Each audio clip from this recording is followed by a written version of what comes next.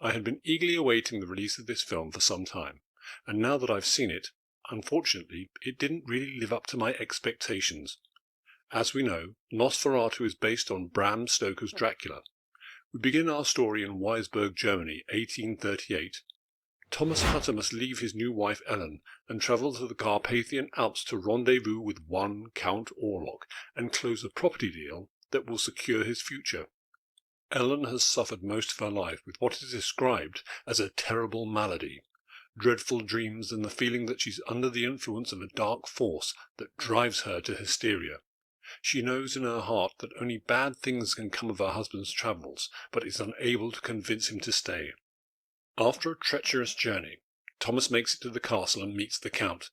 Orlok is a terrifying beast, blunt and intimidating, with a grotesque physique that strikes fear into the heart of Hutter. Their business is soon concluded, and having been relieved of a few pints of plasma and a locket containing the hair of his beloved Ellen, the Count refuses to let Thomas leave the castle, as he himself sets off for his newly acquired abode, located conveniently in the town of Weisburg. Thomas does escape, and once back in Weisburg, albeit in a weakened condition, he finds the town in a state of chaos due to the Count's arrival.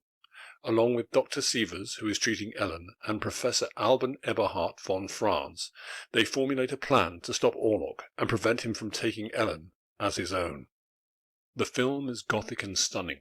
The sets and locations are amazing, from the streets of Weisburg to the snow-covered Carpathian Alps. There is also some great cinematography. A sequence that I was particularly impressed with is when Thomas is picked up on the path to Orlok's castle by a horse-drawn carriage. It's surreal and dreamlike. It almost felt like the camera was floating. It's very cleverly done.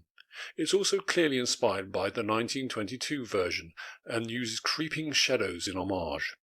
The film is certainly in no hurry, moving at a very steady pace. It has a running time of 2 hours and 12 minutes.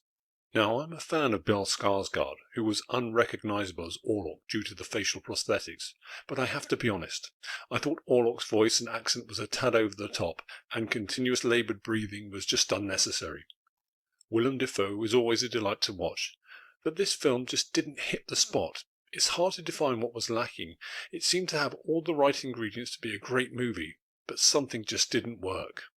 It stars Nicholas Hoult, Lily Rose Depp, Aaron Taylor-Johnson, Ralph Ineson, Emma Corrin, Bill Skarsgard, and Willem Defoe. I'm afraid I would only give this one 3 ghouls out of 10. If you enjoyed this video, please take a moment to like and subscribe, which will allow the channel to grow and bring you more content in the future. Thank you. Oh yes, and I'll see you all in hell.